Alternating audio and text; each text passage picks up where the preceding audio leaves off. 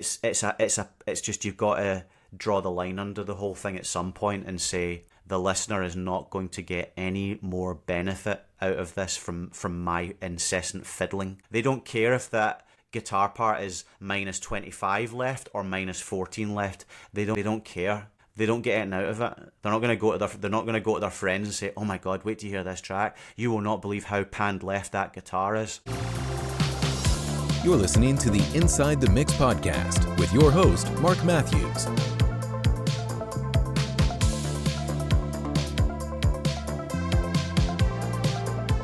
Hey folks, welcome back to Inside the Mix. I'm thrilled to be joined once again by Scottish synth-pop maestro Michael Oakley. He's now based in Canada, and he's signed to New Retro Wave Records. Michael, that was a long intro for me. Welcome back. How are you? Good, yeah. Thanks for having me back. Yeah, I enjoy doing these sort of things because in a world where it was social media, where it's all about how people look rather than how they are behind the scenes with the process. I people see my social media. I don't really post a lot. I'll maybe post the odd picture if I'm in the studio or something, or my cats, or a stupid meme. But I care more about this type of material because I feel like this is the sort of thing that has value for people listening.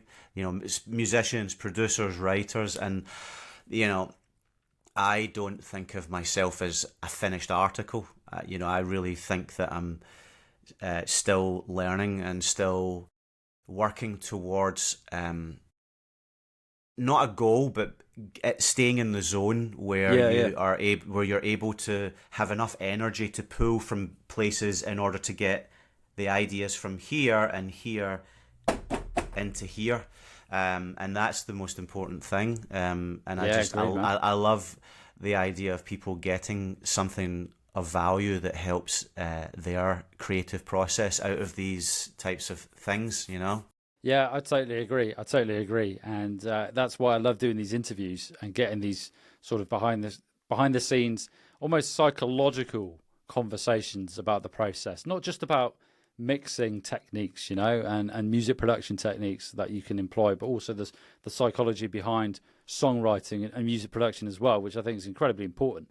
Before we dive into it, folks, if you want to catch our first chat, check out episodes 53 and 54.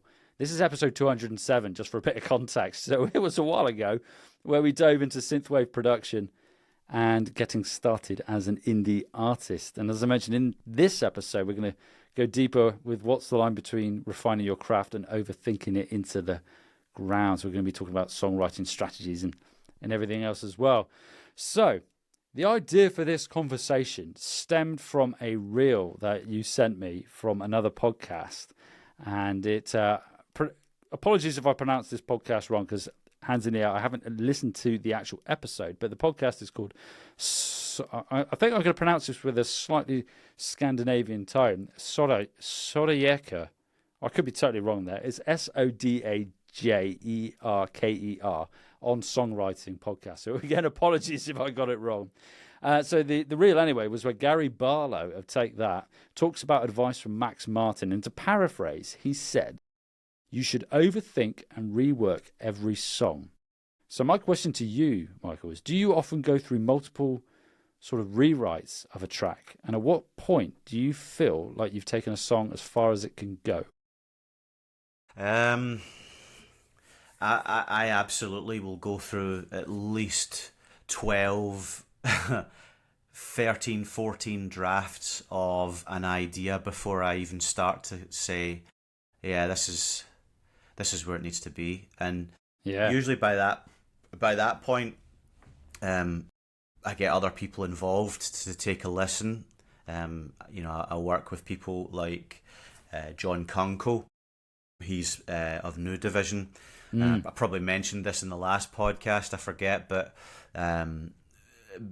I like to work with a lot of the same people. So Ollie Ride, Dana Jean Phoenix, and I always let them hear the ideas and say, what do you think? What would you do at this stage? Or is anything sticking out at you that you think isn't working?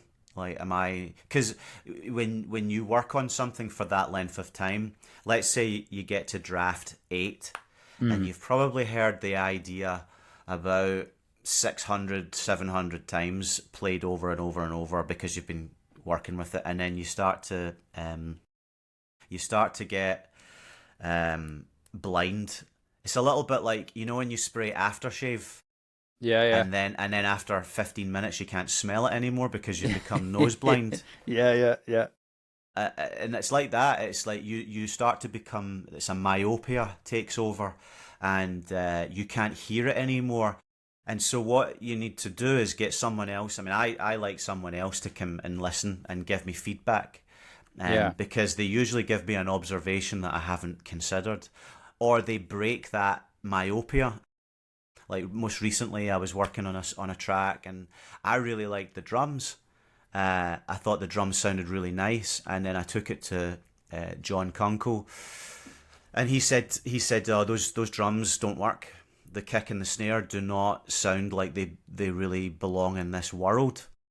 And at first, there's that little, there's a little pushback inside. You feel like, I like that. I like those drums. And then as I sat with it, and he demoed some alternative kicks and snares for me, I started to come around and go, yeah, you're right, actually. I'm going to have to go on a hunt now to basically find an alternate. And it's funny because, you know, see when someone shifts that little shift of perception, it actually extends the life of how many more hours you have of enjoyment when you're working on the track, because someone's broke you out of let's say a roadblock, and then you feel the energy come back to want to work on it again because you're like, I know what to do with this now. And, you know, it's a bit like that. So, I go through about 12 or so, maybe more drafts of a song before I start to be happy with it, I guess. I mean, yeah, it's a frustrating process. I think I heard a great piece of advice, and someone was talking about the difference between an amateur and a professional, right? So, or sorry, let's say a better word is a hobbyist. A hobbyist, and say like an amateur or professional, someone on the road to try, like, I'm taking this seriously and I want to get better. So the hobbyist will work on something because it's fun, and when it stops being fun, they stop, because it's not because it's a hobby. It's supposed to be fun. But an amateur or professional, semi-professional, someone on the road to, like, I really want to unravel the secret of how to make a great production or a great track. When the thing starts off being fun, it's an experiment, but then it stops being fun and it becomes frustrating. And you work on it one day, you're in a certain mood, you enjoy it because you're in that mood. Maybe you're in a melancholic mood, and that fits the mood of the when the amateur semi-professional person hits that frustration. You know, you're in a certain mood, you're feeling melancholic, and that lends itself to the vibe that you've been going for the track, and it works. But then what happens the following day when, you know, you get up, you go out for a walk, you watch a movie, and your mood's changed, and you're no longer melancholic. Now you are in a completely different, you're jovial, in a more fun mood, and you go back to try and work on that track with that slightly somber tone. Your energy does not match with that song, so there's a moment where you think, this sucks. This idea is not as good as I thought it was. This idea doesn't feel the same as it felt yesterday. Maybe it's not good. Wrong. Your mood's changed. So in the same way, if I'm walking around listening to stuff on Spotify, depending on what mood I'm in, I'll listen to a certain playlist, a certain artist, a certain song that fits my mood. But somehow we know that when we're looking for entertainment. but we don't recognize that as a creative when we are, making music. It's an immediate, oh, this idea sucks. I'm not feeling it anymore. Of course you're not feeling it. Your mood's changed. It's a bit like George Harrison got great advice. I've got all these anecdotes because I am obsessed with that. I'll take wisdom wherever I can find it, whether it's the Beatles, Gary Barlow, Barry Manilow. I don't care. I'll take any wisdom where I can find it and apply it. And George Harrison said he was asking John Lennon for songwriting advice, and John Lennon said that exact thing.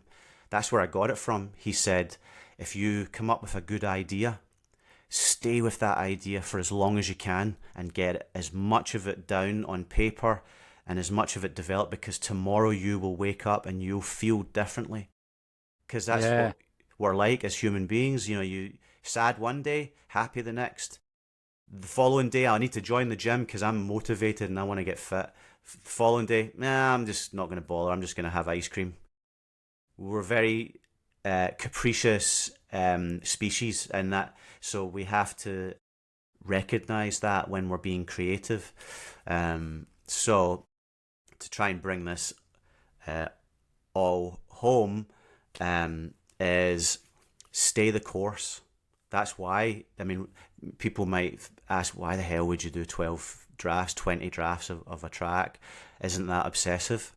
Isn't that a pursuit of perfection that doesn't exist? Yeah, it's my perfection because it's my song and it's my production. And at the end of the day, and I mean this in the nicest, most respectful and courteous way possible, I don't write music for other people. I know that people who are fans like to sort of think that about their favourite musicians, but I promise you, if I wrote music specifically for what I thought was the fan base, my music would suck. It would be the most bland, generic, crappy McDonald's hamburgers level music. And that's why, it's for me, I enjoy the process, and I even enjoy the struggle. I even enjoy that frustration of, why isn't this working? Why can't I get this bridge section to sort of gel back to the final chorus? What is wrong here? It's, the drum fill before we go back. It's the melody line hasn't resolved. It's the chords just don't do the right thing. Maybe I need to do a sus chord, then the major, bam, back in, and that's what lends it back. Like, there's various techniques to smooth things around, and it's like that with drafts of songs. You torture yourself, but that's what you've got to do. It's not supposed to be fun at that stage. At that stage, it's about building the perfect beast. You're like making Frankenstein. Yeah, I totally agree. A lot of what you said there echoes so many conversations I've had on the podcast. So going right back to the beginning about like your circle of support, as it were. So you've got that regular group of artists that you're sending your ideas, your drafts to for feedback, and it's something that I've bleated, for want of a better way of putting it, about it on the podcast numerous times, is to have that supportive network of people that you trust, their opinion that you trust, to then come back honestly and openly with critique and feedback on your track. And it's something that I talk about again all the time on the podcast and with other artists as well. And interesting, I would add one thing to that as well, go ahead. which I think, because we had a little chat before this podcast about football, right? We did. Now, when I used to play football, I wasn't very good, but I used to play with people who were better than me, because that's what would allow me to develop and sharpen and become better. And the people I work with are all better than me. Like, I think they're all better than me. Ollie Ride is a far better songwriter than I am. John Kunkel is, 6, 7, 8, 9, 10 times the musician producer I am. Dana Jean Phoenix as well. What an unbelievable, incredibly talented, way better singer than me. Same with Ollie. So I surround myself with people who I perceive as being way better than me, and by being in their presence and getting their advice, I know it's going to help, elevate anything I do to a better level. Because if every single one of us signs off on the song and says, like it, love it, love it, love it, it's got the best chance. And I'm thinking, yeah, I'm confident with this. This is where it should be. This is exactly where it should be, and that's why I always like to work with people who I think are at a higher level or better than me, if you know what I mean. Yeah. It's that football thing, play with players that are better if you want to improve, and I've definitely improved through being in their presence. Yeah, it reminds me of when I started playing guitar, and I was learning to play guitar, and I was playing guitar, and I was playing along to tracks and Total Guitar magazine, playing along, getting all the tabs and whatnot. But it wasn't until I joined a band with other musicians that were better than me that I was like, okay. And when I went in the studio as well to record, and really shone a spotlight on what I needed to improve on. But yeah, just being with other musicians, the path to progression just sped up so much, because you realize where your deficiencies are, and obviously they're there also to help you and you bring you up as well. Was it the rising tide, something with boats? Can't remember the analogy, but something along those lines, lifts all boats or something like that. But what you said about the 12 or 13 drafts and then staying in the zone and continuing on with the idea for as long as you can, it reminds me of a conversation I had with I believe our shared friend Ed, Sunglasses Kid. Oh, yes. Ooh, I think that was a couple of years ago. And he said the same thing. He said, just, you got to break the back of it. You got to, I'm fairly certain that's what he said. And you got to continue. Because like you said there, sometimes it's not going to be fun. But you've got the idea and you just need to continue with it, because that idea was there for a reason.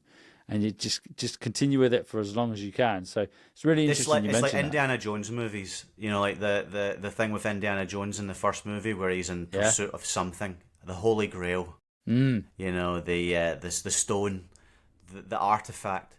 You got to think of your song as being like an Indiana Jones movie. You're going to have to run, and the big boulder's going to come, and you got to jump out the way. But But if you can manage to get to the top of that summit and get that rare bird egg that you've been trying to achieve and you suffered for it, it's worth it. You are in pursuit of perfection. I mean, the interesting paradox is that by the time I get there and I finish the song and we all say this is great, I actually hate it and I can't listen to it for I'm the same. Yeah. I mean, I'll listen to the master when I get the master back, and I'll enjoy the master for a little bit just to sort of hear it in its absolute fullest. But after that, I usually can't listen to my music for 6 months to a year after it, because I have to like shake it off me. It's kind of it's a weird. It's almost the price I pay is that I no longer get to enjoy it, but other people hopefully do, and that's worth it. And then years later, I don't really listen to my old songs, but if ever I come back and listen to it, like I've been working on doing reworks of my old songs for a live show, and coming back to listening to those old songs, and I'm thinking, I mean, there's a couple of things I would change, because there's always that part of me that thinks, maybe I would turn that snare drum up, maybe I would have turned the vocal down a bit there, maybe I would have. But that's the fact that I'm asking those questions means that I have that almost perfectionist thing about me, where I'll never be happy. It's just, you've got to draw the line under the whole thing at some point and say, the listener is not going to get any more benefit out of this from my incessant fiddling. They don't care if that guitar part is minus 25 left or minus 14 left. They don't care. They don't get anything out of it. They're not going to go to their friends and say, "Oh my God, wait to hear this track. You will not believe how panned left that guitar is."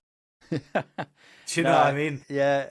It's something I've said on the podcast many a time when it gets to like binge editing or binge revisions, and you're like, does anyone really know that you've automated that vocal down by 0.5 dB in that pre-chorus set? No. Like, no one, only you know that you've only done I that. know, but it's the thin line between, does the listener get anything out of this versus can I go to bed at night tonight and sleep okay, knowing that that vocal is where it is? And that's the if I walk around and every time I hear the demo and I think, oh, that is annoying me. I had one song actually recently where the snare drum, I had it mastered, had the whole thing finished, and then I left it, and then I went back to it, and I actually bought these headphones, these Bose Quiet Comfort headphones, and nice. I was on a flight to Los Angeles, and I was listening to the demos, the finished masters of the new album on these headphones, and the snare drum. I was like, oh no, I don't know if that's right, and I had to go to my friend James's house and listen to his on his Adam A7 speakers, and I said, and I didn't even prompt him. I just said, do you hear anything? I'm not going to tell you what it is, but something's bugging me about this. And he said, that snare is like, it's sticking out really obnoxiously. Like there's a frequency that just seems to, every time the snare hits, it just makes your eyes go. Yeah. And I was like, oh. But because I went back to the mix and rolled off some of the EQ on it, on the high end, it was really a lot of the high I had to soften it down. I used Smooth 2, you know, that plug-in Baby Audio Soothe, or whatever it's called, Smooth Operator, and just softened the snare down a bit. But I actually went back into the chorus and then changed a couple of the layers, because I usually like to layer sounds, and it was actually a prompt for me to go back and actually go, you know what, that snare in the chorus could be better. But now when I listen to the track, actually it's one of the few tracks that I listen to of mine that I don't hear anything volume-wise or production-wise that I would change, and that's kind of rare for me. You know, I usually do listen back and think, I wish I'd done this. But then I think if I had done that, maybe it's the grass is greener. I would be sitting thinking, I wish I'd done the thing I was originally doing. Yeah, it's interesting that you mentioned that there, because it kind of moves on. It segues nicely onto my next question. Are you struggling to make your tracks sound professional while holding down a day job? Ooh, I've got something for you, a free 20-minute music breakthrough strategy call. In this call, I'll review your workflow, pinpoint what's holding you back, and give you one actionable tip that will level up your music without spending hours in the home studio and trawling YouTube tutorials. If you're serious about creating playlist-worthy music and saving time, as time is precious, grab your free music breakthrough strategy call now. Spots are limited, so click the link in the episode description before they are all gone. Which is, have you ever polished a song so much, or reworked or worked on a song so much, revision-wise, that you ended up losing what made it great in the first place? Mm-hmm. Oh yeah. How do you protect the original spark, the original idea? Well, I think that files under don't throw the baby out with the bathwater. Yes. So an idea is a good idea. How you dress it up, however, will determine whether it has legs. You know, whether it comes across to the listener, because an idea is potential. A finished track is, you know, fully realized potential. It's an experience for the listener. No one really cares about potential except, you know, me or you, the musician, because you can see where it's going, but you have to build the scaffolding to get it where it's supposed to go. So, for an example, one of the songs that I had done for my new album. So I started writing this album 2022, started working on ideas, and when I started doing it, I was going through a phase where I really didn't want to do anything that sounded 80s or retro or anything. I just thought I fell out of love a little bit with the whole process, because I felt boxed in slightly by synthwave's genre limitations, and I just felt like after I'd done 3 albums in 5 years, which for me is that's really productive for me, and I felt like I needed some time away just to forget about making music, and then when I came back after a year off, I had worked on some other sample pack projects, worked with a couple of other people on their songs, so that it wasn't about me necessarily and my music. Came back, and the first idea that I came up with, it was very, very different to anything that I'd ever done before. It sounded kind of like mid to late 2000s electronica sort of thing, like Ulrich Schnauss, that sort of thing, taiko, early taiko. And I liked the idea, but once the song had been written and I recorded my vocals for it, and then I started working on other songs, I realised that this idea doesn't work anymore. The song works, but the dress up, the clothing of the song does not work. And I mean, I guess that's more of an example of, you know, like a heavy metal musician deciding to do drum and bass. It's a bit like, what the hell are you doing? I mean, you can't do that. And and not that I feel too like I have to stay in a certain thing. It's just that for that type of thing, I should really have set up another project and made it clear, oh, this is more 2000s year 2K electronica, because the audience. You mean like with a different name, with a different name? Yeah, like a different moniker because of how different it was. Yeah. And I had already sort of shifted as well. My musical sensibilities had really shifted by that point.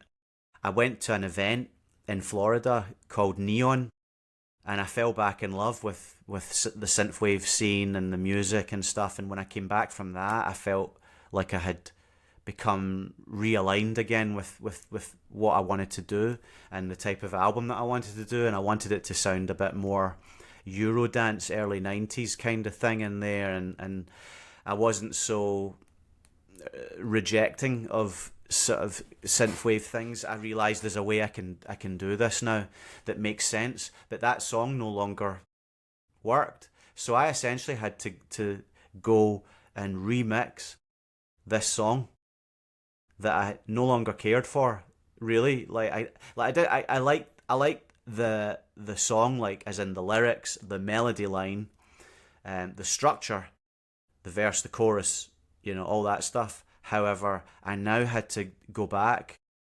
and essentially remix this song, and I tried to do it. I did about 3 versions, and it wasn't working. Something was just not working, and I nearly gave the song away to somebody else to essentially rework it for me, because I started to feel like maybe I can't do it. Maybe I've got too close to this, and maybe I can't hear it anymore. Maybe someone else's interpretation of that maybe would give it new life.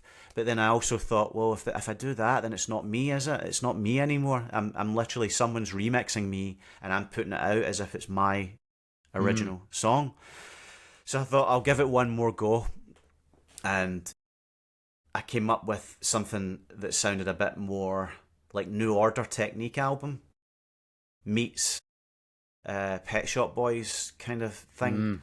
And that's where it started to work, and that's when I thought, yeah, this is working now. This is actually starting to sound the way it's supposed to sound, and I'm really glad that I stuck with it, because I love that track, and I realise now that if I ditched that or gave it away, I would never have got to this feeling of accomplishment with the song, because it's probably the toughest experience I've had with a song. Because when you've done a whole song like that and recorded it, and you've hired session musicians to play guitar on it, and then you're like, this isn't going to work now. I've spent money on this. Yeah. Like, I've put in 1,000 hours on this. What the hell am I going to do now? But I'm glad I did, because when you hear it makes sense. It makes sense in the context of the album now. Whereas if I had went with the old version, it would have sounded like completely out of place. It's a bit like that. Who's that band? Who's the band that did that song More Than Words? Is it Extreme? Is that what they're called? Yeah, it was. Yeah. Right. That song is absolutely nothing like anything else on the album. It kind of tricked people, because it was this ballad on an acoustic guitar, and the rest of the album is this heavy rock That's the thing. album. When people turn up at the gig and Yeah. then they play the rest of the music, and they're like, because I like extreme, and then you get a whole audience is there, and they're wanting more than words. Yet Yeah. you've got all these other songs, and and they don't correlate with more than words. That was around the time where every band just was chucking out a ballad, wasn't it? Yeah, exactly. Poison, And Every Rose Has Its Thorn, and every all rose those- has its thorn. Yeah. But it's that whole thing of I thought, well, I can't really put this on the album like that, you know. And I did like the previous arrangement, but it just did not work because I like to have an album that feels cohesive. I like there to be a similar family of sounds across the album that is what makes that album sound like that album, and so that's the closest I think lately that I've had to that scenario of it got to a point where I couldn't hear it anymore, but then by starting from the ground up, and I mean literally with just starting with the vocals and really building it from the back, you know, everything, that it started to open up again. And I started to hear it in a new way, and I started to add some things which because the song is called School, and it's kind of about when I was at high school and my experience of that, and I managed to add some like musical things in there that sort of complement, like Pink Floyd with sound effects and things like that. Nice. It complements Yeah. that. It complements that ambient world of that sort of thing now, and yeah, you'd have to hear it, but to hear the two side by side to compare. I don't even think I've got the previous version, because as soon as I got the new version, delete. That's 6 gigabytes off of my Dropbox. Bye bye. You know, don't blame you. I mean that's a clear. What you mentioned there in that story is kind of that classic sort of how to reinvigorate your love for what it is you were doing before, to take some time away and work on something different. It reminds me of. I'd say it reminds me of in kind of similar. You think back to the Beatles, where they did that whole when they went over to India and then came back and they experienced that and they came up with these new sounds and these new soundscapes. Slightly tenuous link there, but the idea that you go away and then you work on something else, you come back and you went to that gig as well at that festival to reignite your sort of passion, as it were, for that sort of retro, that 80s. And 90s as well, 90s sound as well in there as well, and sticking with it. I think it's a key example of what we mentioned earlier about sticking with an idea and that process of reworking, because there's something there. You just got to stick with it. honestly, the hardest thing is doing that. I think sticking with it, because you don't feel like doing it, and you know you want to just go on Facebook and doom scroll, or you want to go and play video games, or you want to go out and just do anything that's a distraction because there's an uncomfortableness. But I promise you that there's no such thing as a feeling of accomplishment without first having to put in the hard work. It's like exercise. Yeah. You know, I like small weights because I like just general strength training. But if I haven't done it for, a few weeks and I'm back to being that weak level again, the last thing I want to do is stand for, 45 minutes to an hour, bored out my mind lifting weights to some video on YouTube. I'm just thinking, I'm bored. I'm not being mentally stimulated. This is me just being literally sort of in service of hoping that later I will get the benefit from this. I'm doing this right now. It's uncomfortable. It's unpleasant. You're lifting these weights and, oh man, I just want to go upstairs and do something else, or go outside and do something else. But you get the payoff in a few days when you feel a little stronger. Yeah. The payoff, I think that's the thing. What's the payoff from staying with it? Well, hopefully you get your track to where you want it to be, but you start to create a new habit, and that habit is resilience. Yeah. Because you're not somebody that's going to cop out when things get tough. You're someone that's going to say, you know what, I'm going to take this idea and I'm going to fucking get it to where it needs to be, and nothing's going to stop me. And if it doesn't work today, that's fine. I'll have laid some groundwork that will help me tomorrow. You have to think of it like a compass. Even if the thing you have in front of you, in your DAW, the ideas that you have, the drum arrangement, the bass pattern, and the structure, even if that is not quite what it's supposed to be, great, that's feedback. That's not what it's supposed to be. So you now know you need to go in another direction.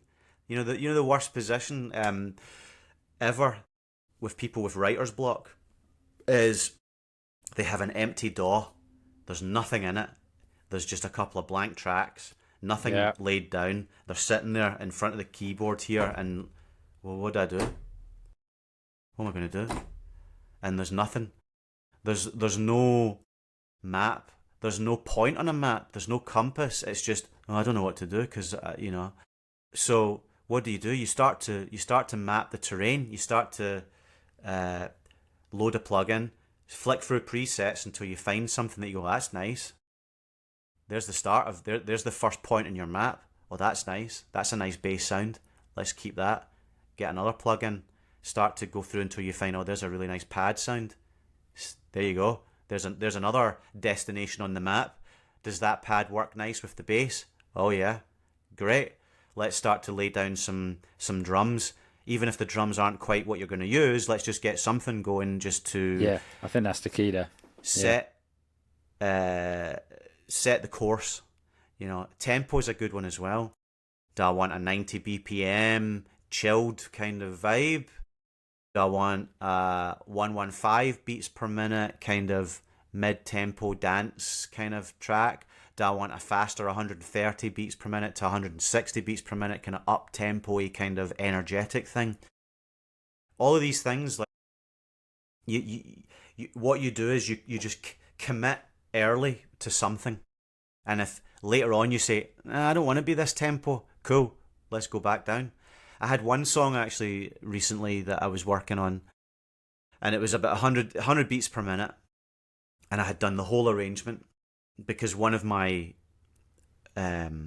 philosophies of on this album is, if I do start an idea, finish it. Don't ditch it. Finish the idea, and if it doesn't work, cool, but I'm training myself to say, I'm going to finish this idea, and if I don't use it, okay, I can give this idea to someone else and they can maybe use it. But just setting that habit of finishing an idea rather than going, and then you have a folder full of, 64 bars of nothingness, maybe a verse and a chorus that goes nowhere. So anyway, this idea, 100 beats per minute, finished the whole thing. It was like, honestly, there's about easily over 100 tracks in the DAW with all the effects. I had got it mixed and everything, and I was working with Ollie Ride on it, and I let him hear it, and he said, this should be faster. This should be 116 beats per minute. We should turn this into a dance track, like a more kind of mid kind of tempo dance track. And that way I'm thinking, but I've just fucking done this. But it's 100 beats per minute. Like, I've just spent all this time working on it. And he said, send me the stems. And so I sent him like stemmed stuff, the drums, bass, pads, and all that stuff. And he said, I'll let you hear an idea that I've got. And he basically rebuilt it at a different, higher tempo, changed things around, and then when he did that, I could hear it. And then at that point, it was just a case of time to delete things. That, and that doesn't work. Delete that out of the session. 116 beats per minute. Let's keep what we're keeping. Let's change the bass to be a bit more up-tempo. And you start to work with the arrangement to make it fit this new landscape. And by the end of it, the new version is far superior to the old version. And I get it now.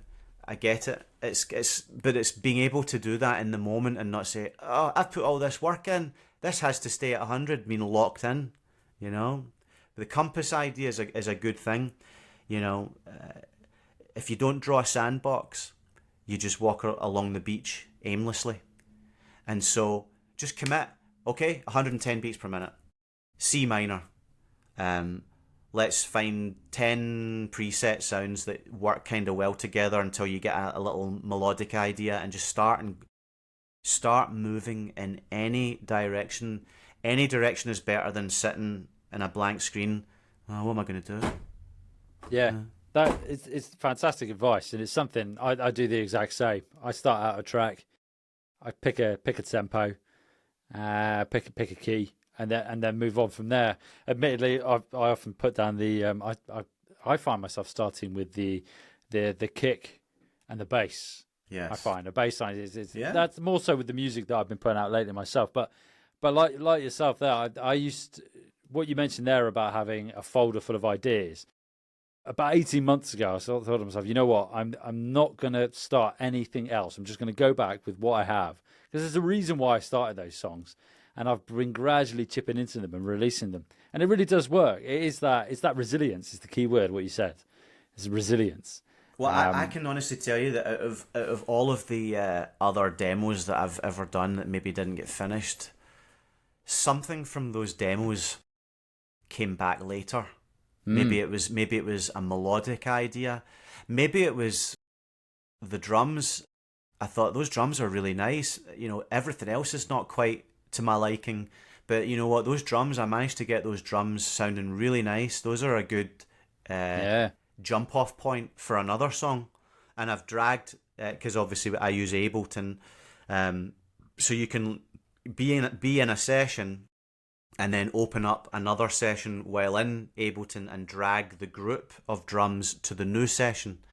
And it's like, oh, there you go. That now it's just instant works. Instant. I can just cut and paste where the sections need to go and then start to work with it. But by and large, it's that thing again that I said earlier.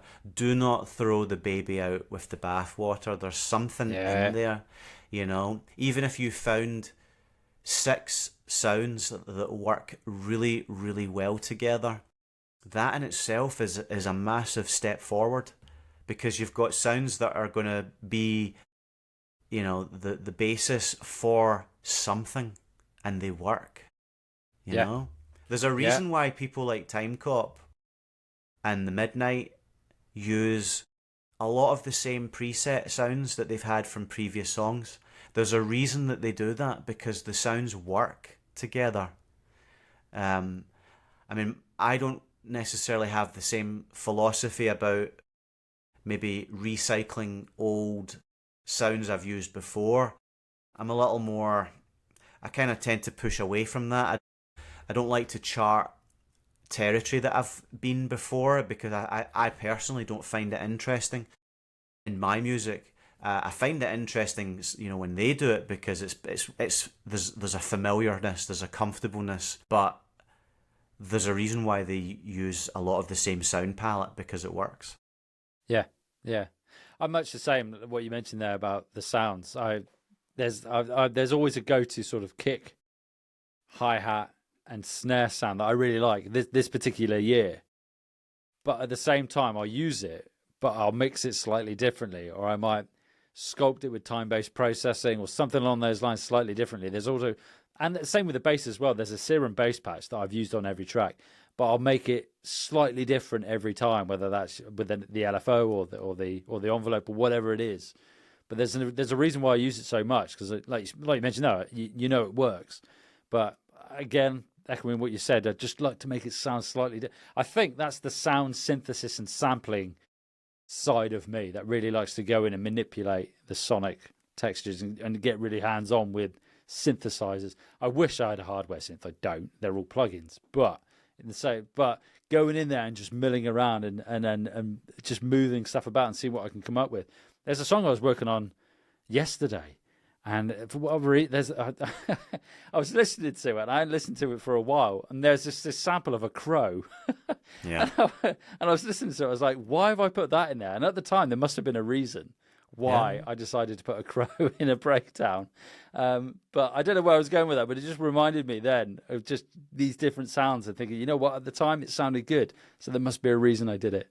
I think that's where I was going with that. One thing as well about if you are going to recycle sounds, I mean, there's definitely a few things that I have recycled on multiple songs on this new album, and that is a kick drum from Oliver Power Tools, because I just love the low end and the overall sound of it. However, whenever I've reused it in other tracks, I've changed the top and I've layered it with a bit crushed top thing, or maybe more of a a punchy attack transient thing, so that the kick never quite sounds the same, but it has the same effect.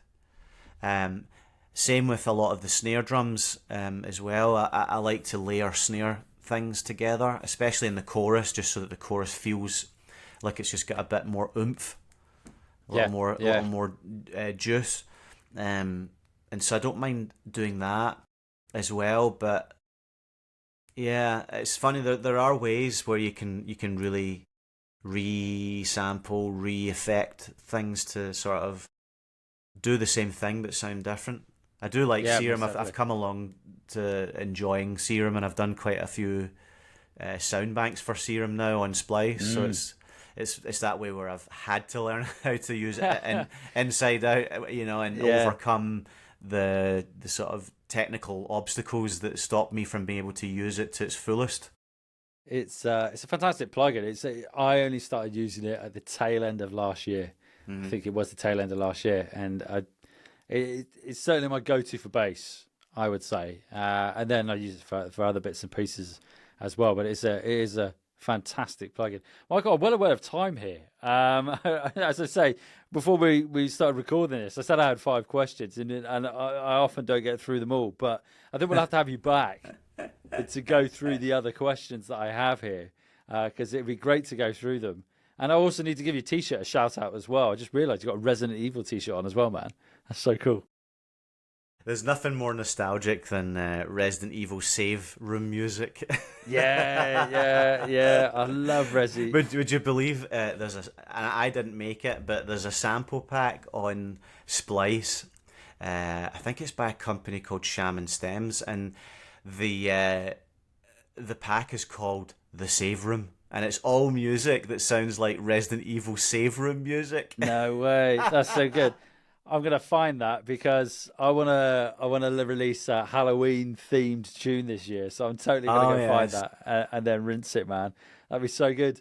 As I always do with these chats, Michael, if you've mentioned about your new music, is there anything you want to share with the audience? Have you got any key dates? Or anything they should be expecting? At the moment, I've got a prospective release date of 8th of May next year. Just the way things have kind of worked out with me, with a few things, it's the best and soonest time to be able to do that. So yeah, it gives me more time to come up with more ideas and finish the ones that I have. I've got most of the album done. Actually, it's just I feel like I want to come up with a larger group of songs to work with to pick the best 10 that work together really well, and then I could use the remaining ones for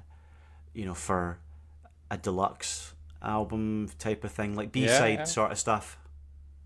Which is a thing. But yeah, we should maybe do a part 2. This is fun. I definitely think so. When you were talking there were multiple questions that were coming in my head, but I was well aware of time. So again, I think we'll get you back on to chat and go through the other questions that I have, because we started to touch on mixing a little bit there. So it'd be quite cool to maybe do a chat a little around that, not diving too deep, but a little bit on mixing as well. And because you mentioned that when you mentioned about 8-bit, and I remember having this conversation on the podcast with someone else, because I'd never really used Bit Crusher on kicks, but I do it all the time now. So just little bits and pieces like that would be great to have a chat about. Yeah, absolutely. I mean, that's the thing, and I've come around to that sort of stuff as well, because when you look in the EQ at what an 8-bit or say bit crush effect does, it's that little up at the very top end and the high end, that little spike that adds that high end, top end ring noise on top. And you can totally high pass all the way up just to get that top and then put it onto the thing, you know. But yeah, I'd love to do like definitely, an episode full of all of that stuff, because it's something that I'm very, very passionate about, actually. Yeah, and a side episode on our joint appreciation for Newcastle United as well. Let's do that. Let's do that then when my album comes out. We'll do a sort of production centric. That'd be cool, man. Thing, and I'll send you over the ideas that I have so far, the finished masters. Yeah, that'd be that'd be fantastic. So it's been a pleasure having you on again. Again, audience listening, do go check out episodes. Going through my notes here, episodes 53 and 54, and see if anything has changed as well. It'd be quite interesting. I did that with Ed Sunglasses Kid. We did it a year later to see how things have gone. So it'd be quite. We won't leave it so long in between next time, I think. But I'll leave you to enjoy the rest of your day, Michael. It's been a pleasure. And folks listening, until next time, stay inspired, keep creating, and keep experimenting inside the mix.